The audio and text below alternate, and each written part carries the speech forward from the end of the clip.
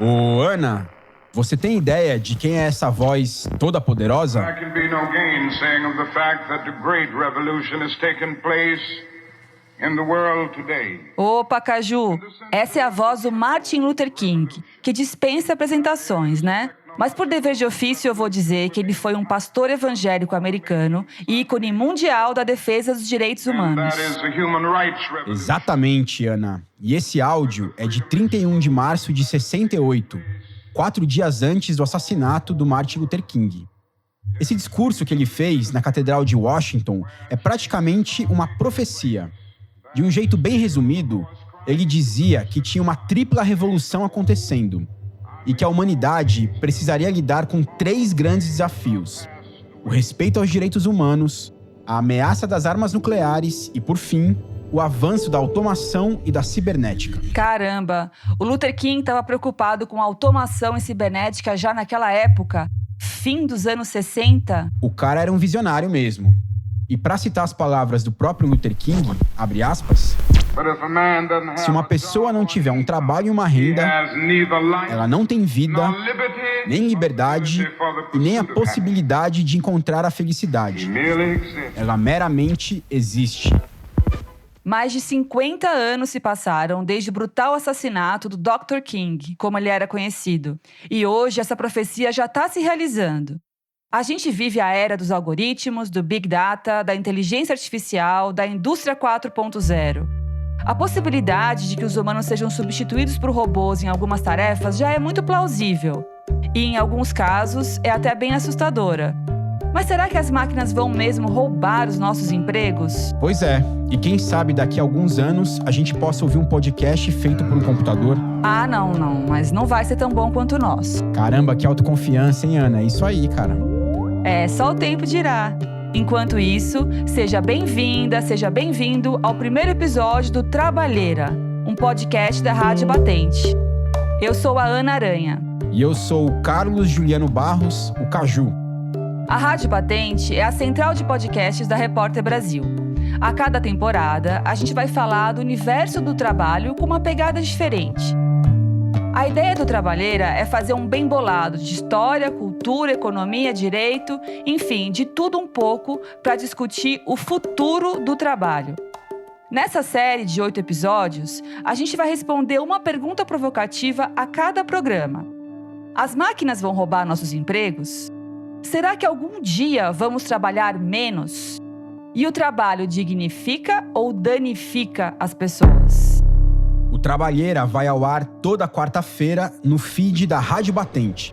E fica ligado também nas nossas redes sociais, todas feitas por seres humanos, por enquanto.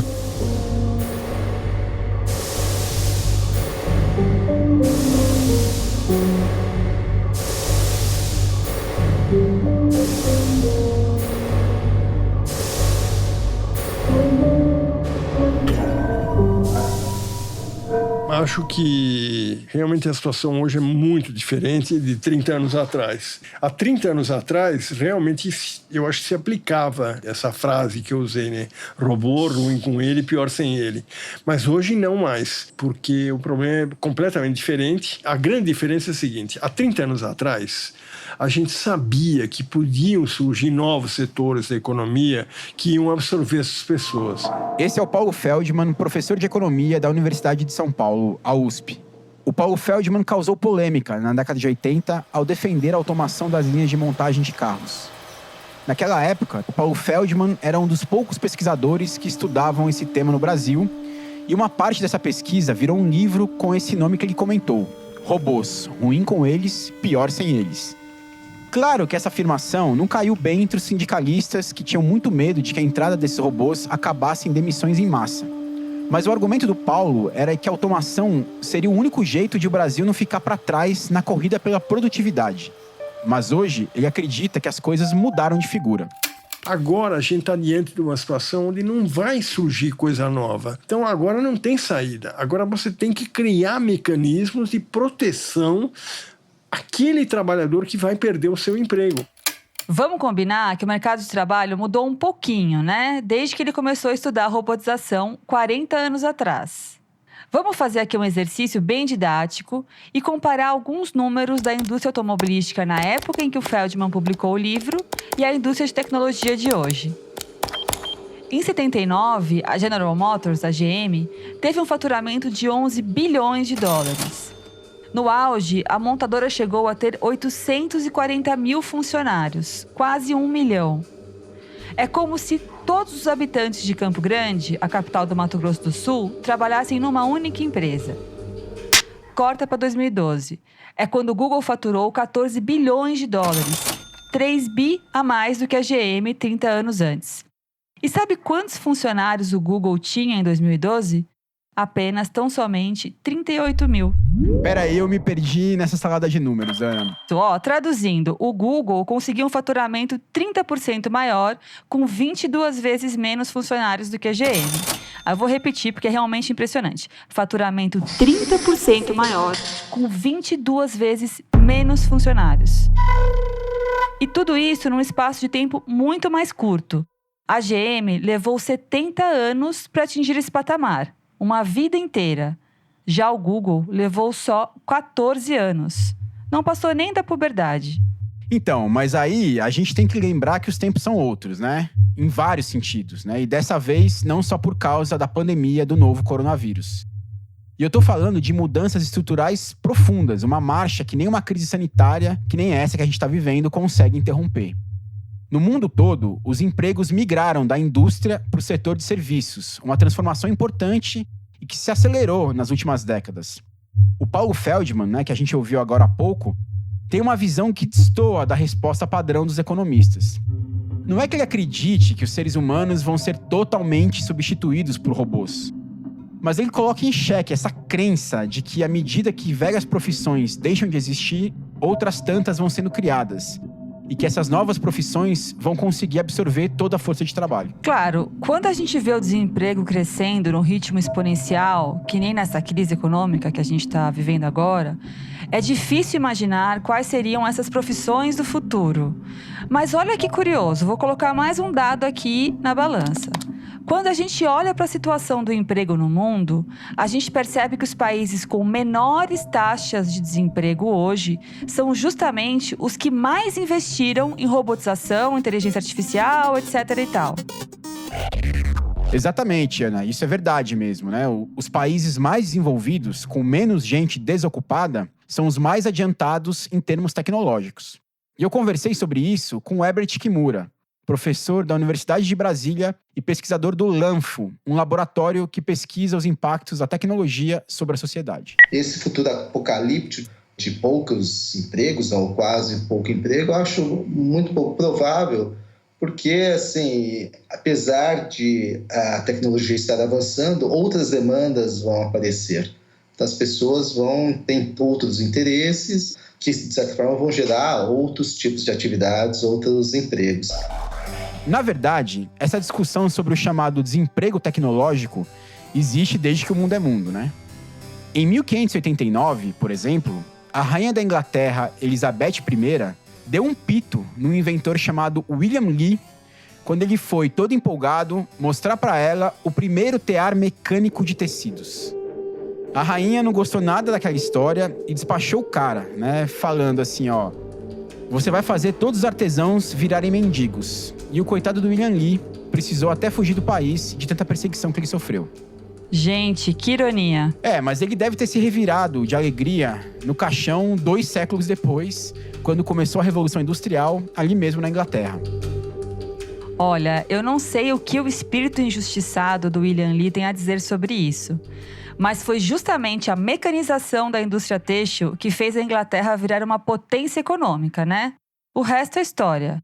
Quer dizer, com certeza teve gente que perdeu trabalho nessa revolução, mas vários outros empregos foram gerados.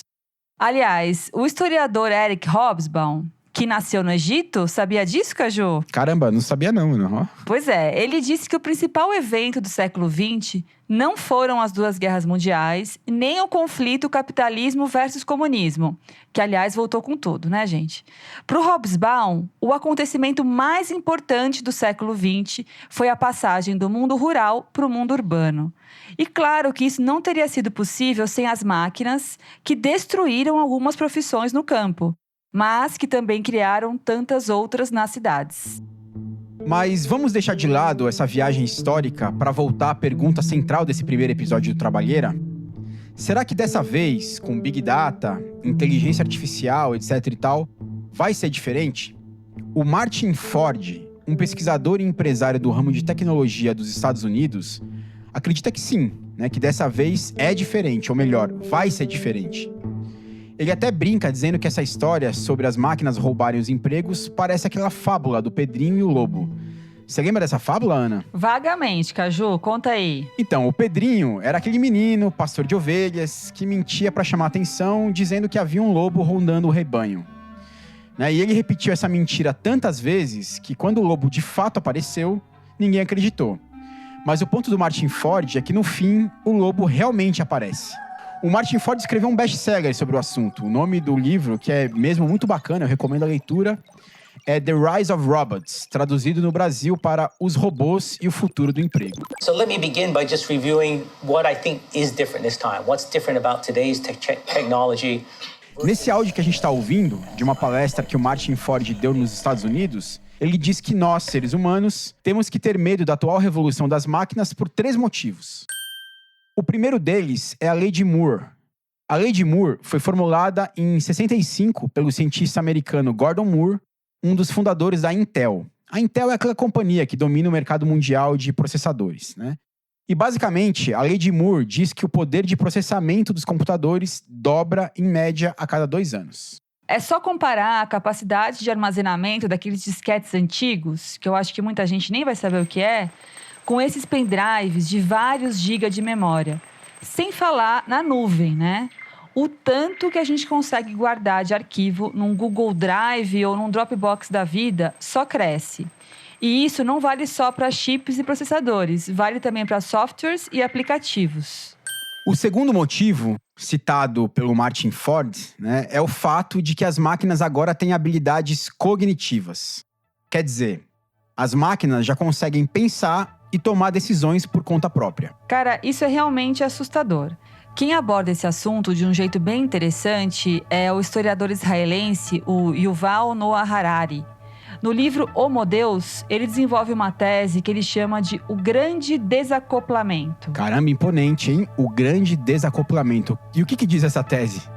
Olha, durante muito tempo, os conceitos de inteligência e consciência ficaram meio misturados. As pessoas acreditavam que para desempenhar algumas atividades complexas, tipo jogar xadrez ou dirigir um carro, por exemplo, a gente usava não só a inteligência, o raciocínio, mas também a consciência. O conceito do Harari é justamente esse. A inteligência artificial já ganha brincando dos seres humanos num jogo de xadrez. A Uber e a Tesla estão aí com seus carros na rua. Tudo isso sem nenhuma consciência artificial. E esse é o tal do grande desacoplamento. A inteligência se separou da consciência. Na verdade, a inteligência não precisa da consciência, entendeu? Na vida real, as máquinas não precisam ser que nem o HAL, aquele computador maquiavélico do 2001, Odisseia do Espaço, aquele filme do Kubrick. Open the pod bay doors, please, Hal. You read me, Hal? Do you read me, Hal? Affirmative, Dave. I read you. Open the pod bay doors, Hal. I'm sorry, Dave. I'm afraid I can't do that. As máquinas já conseguem, sim, tomar decisões inteligentes, mesmo estando bem longe de terem uma consciência. Interessante mesmo, hein, Ana? Mas voltando aqui para o Martin Ford, né, o terceiro motivo pelo qual ele acredita que dessa vez as máquinas podem realmente roubar os nossos empregos é o fato de que a tecnologia se espalhou por todos os setores, sem exceção. Ela virou uma espécie de utilitário, que nem a eletricidade. Em geral, quando a gente fala de robotização e automação, a gente pensa nos cobradores de pedágio das estradas ou nos ascensoristas de elevador. Profissões que já não fazem sentido nos dias de hoje. Inclusive, tem casos graves. Quem já viu de perto um cortador de cana trabalhando sabe do que eu estou falando. Algumas tarefas são tão maquinais, degradantes, que de fato não deveriam ser feitas por seres humanos. Mas já não são só as profissões de trabalho manual pesado ou que exigem pouca qualificação que devem desaparecer com a tecnologia. Exatamente, Ana. Esse é um ponto muito importante. Ouve mais esse trechinho aqui do Paulo Feldman sobre esse assunto. Eu acho que o exemplo mais emblemático é o dos médicos. Médico, uma das coisas mais importantes que médico fazia até há algum tempo atrás era a leitura de exames, interpretação de resultado de ressonância magnética, raio-x, ultrassom, exame de sangue.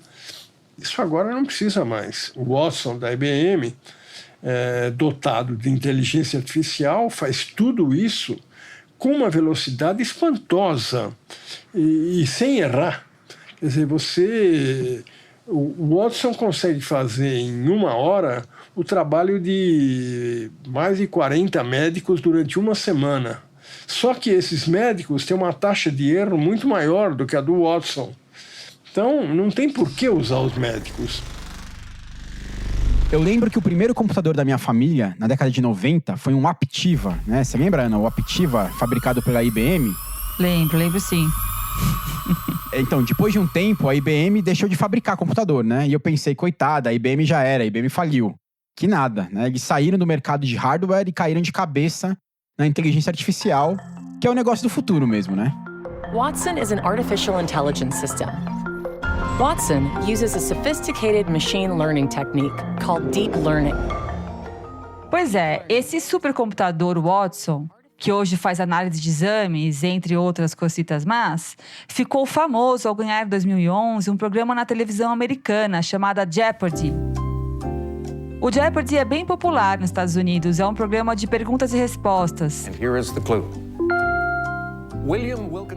Esse que a gente está ouvindo é o que teve a participação do Watson. É como se fosse o show do milhão deles, né?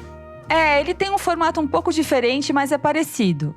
E voltando ao Watson, além de interpretar exames médicos e ganhar prêmio na TV, a revista de tecnologia Wired diz que esse supercomputador da IBM também é capaz de prevenir ataques cibernéticos, criar receitas culinárias e escrever roteiros de filme. Tá bom ou quer mais? Mas voltando à vaca fria, tem uma série de pesquisas científicas sérias que investigam como a tecnologia substitui empregos. A mais importante delas foi feita por 2 pesquisadores da Universidade de Oxford, o Carl Frey e o Michael Osborne, e foi lançada em 2013. A principal conclusão do estudo é de que em 1 ou 2 décadas, quase metade dos empregos dos Estados Unidos correm alto risco de serem substituídos por máquinas. Por exemplo, em 2033, a probabilidade de que algoritmos inteligentes substituam operadores de telemarketing e corretores de seguros é de 99%. A metodologia usada pelo Frey e pelo Osborne também foi replicada aqui no Brasil em 2 pesquisas recentes. Uma delas foi feita por pesquisadores lá da UNB. O professor Herbert Kimura, que apareceu aqui agora há pouco, trabalhou nessa pesquisa. E a outra é do Laboratório do Futuro, da COP, a pós-graduação de Engenharia da Universidade Federal do Rio de Janeiro. A gente conversou com Yuri de Lima, um dos autores dessa pesquisa.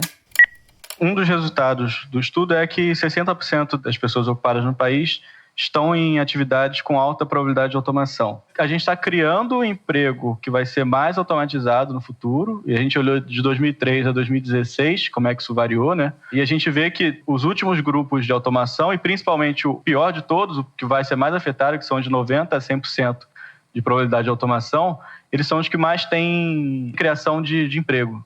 Entre as ocupações que mais empregam no Brasil, a gente tem 6 delas acima de 90% de probabilidade de automação. Esses resultados são muito assustadores, né? Quando a gente olha e vê que a gente está andando na contramão do que a gente deveria, né? O estudo da UNB chegou a outra conclusão também preocupante.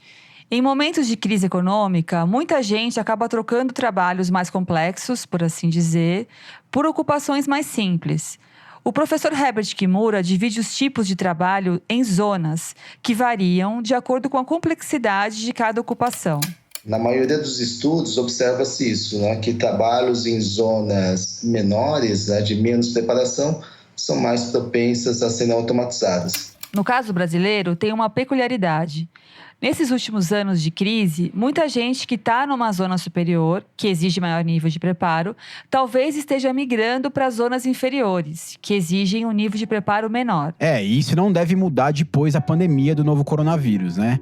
O professor Herbert Kimura tem dito que o processo de substituição vai continuar, ou até se acelerar, no cenário de recessão que vem por aí. Trabalhos repetitivos e que não exigem criatividade continuam sendo os primeiros da lista. Mas o professor Kimura acha que o trabalho dos garçons, por exemplo, também pode ser automatizado. Você vai a um restaurante, senta na mesa e faz o pedido por um tablet, por exemplo. E aí, nessa brincadeira, as pessoas que têm menos qualificação podem sofrer duplamente. Não só pelo fato de estarem mais suscetíveis à automação, mas também por precisarem competir com aquelas que têm mais preparo e que vão topar vagas em zonas de trabalho inferiores por falta de oportunidade. Que as máquinas vão acabar com alguns tipos de trabalho, isso é um fato. Mas isso também não é necessariamente ruim, né? O exemplo do cortador de cana-de-açúcar que você deu, Ana, é perfeito. Ninguém merece cortar cana e ponto final. Que novos empregos vão surgir, também não há dúvida sobre isso. Então, o maior risco, na verdade, talvez nem seja o tal do desemprego tecnológico. O grande desafio do mercado de trabalho é a constatação de que a gente caminha rumo a uma perigosa polarização. Esse conceito de polarização foi popularizado pelo professor David Autor, do MIT. MIT quer dizer, Ana, por favor, não ria aí da minha pronúncia, Massachusetts Institute of Technology. Boa, Caju, tá perfeita. Esse conceito, a polarização do David Autor, quer dizer que uma pequena minoria vai ter empregos qualificados, criativos e principalmente bem remunerados, enquanto a maioria vai brigar por trabalhos precários e instáveis, tipo bicos e afins. Exatamente, o Herbert Kimura também falou desse risco. Mas eu também creio que pode haver uma dualização maior nos empregos. Então, pessoal com mais qualificação, que tenha uma criatividade diferente, que tenha um trato diferente com pessoas, né? Que supere assim, o trato das máquinas, essas talvez tenham uma atividade que seja melhor remunerada, de melhor reputação e influência.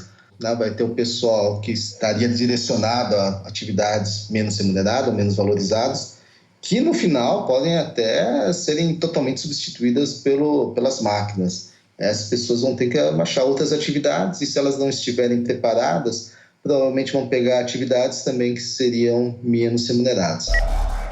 O Yuri de Lima, da UFRJ, tem a mesma preocupação com o futuro dessa maioria que não vai estar preparada para enfrentar o mercado de trabalho da forma como ele vem sendo desenhado. Então, a gente tem que pensar de forma séria com relação a isso e tem que entender que existe, de fato, uma questão ética aí a ser discutida e a cada vez mais visualizar isso como uma responsabilidade realmente moral, tanto de empregadores quanto de governantes, que tem que fazer algo para ajudar essas pessoas.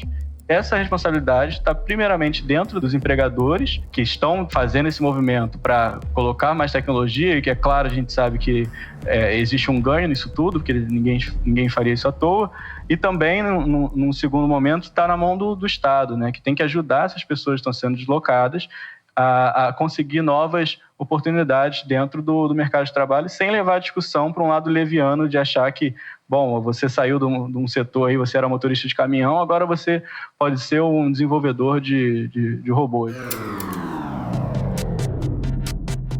Outra resposta padrão dos economistas é a de que só investindo pesado em educação e capacitação da força de trabalho é que a gente vai conseguir enfrentar essa bomba social que parece estar sendo armada. Mas a gente já viu que mesmo as profissões qualificadas, como a de médico, não estão imunes ao avanço da robotização e da inteligência artificial. E é por isso que as propostas de renda mínima, também chamadas de renda básica universal, que voltaram a ganhar força com a pandemia, vêm recebendo cada vez mais atenção. No Vale do Silício, berço das maiores startups do mundo, esse debate está pegando fogo. E na Europa também. Então agora não tem saída. Agora você tem que criar mecanismos de proteção àquele trabalhador que vai perder o seu emprego. Tem que se criar medidas de proteção social. Então, por isso que talvez a renda mínima seja a melhor alternativa. Pouca gente sabe, mas o estado do Alasca implantou um sistema de renda mínima que está funcionando muito bem. A população do estado do Alasca decidiu que toda a renda do petróleo seria dividida igualmente pela população do Alasca. Isso está funcionando. Renda básica é mesmo um tema para lá de instigante, né? Tem muitas nuances e embalagens diferentes da esquerda à direita. Aliás, a gente vai ter um programa para debater esse assunto nessa temporada do Trabalheira. E eu podia revelar esse segredo ou eu falei demais, Ana? Sem spoiler, Caju. Agora, sobre a pergunta desse episódio, se as máquinas vão roubar nossos empregos, só sendo mandiná mesmo para cravar uma resposta. O que parece claro é o seguinte: o risco maior é de que a tecnologia torne um abismo de classe ainda mais profundo do que o que a gente já vive hoje. Em outras palavras, o risco maior é de que a desigualdade social aumente. Acho que é por aí mesmo, viu, Ana? E mesmo nas profissões supostamente qualificadas, o bicho pode pegar, né? Uma coisa é ser médico ou advogado, né, para citar profissões aí bem tradicionais, formado na lousa de giz. E outra coisa é ser médico ou um advogado usando inteligência artificial para fazer pesquisa em processo, redigir petição. Não tem comparação, né? É isso.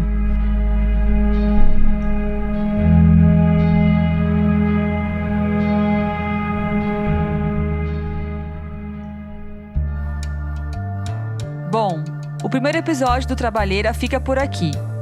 No próximo programa, a gente vai tentar responder uma pergunta meio maluca.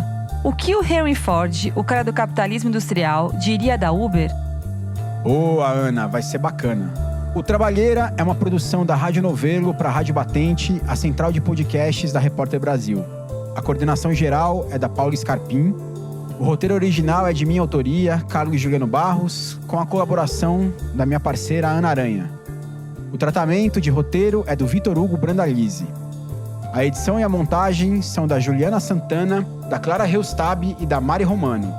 A música do programa é composta pela Mari Romano e pelo João Jabassi, que também faz a finalização e a mixagem do programa. A coordenação digital é da Juliane Egger e a distribuição é da Bia Ribeiro. Siga as redes sociais da Repórter Brasil.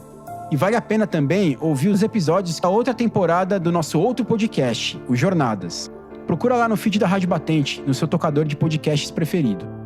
Valeu, Ana. Obrigado pelo papo mais uma vez e até o próximo episódio. Valeu, Caju. Até a próxima.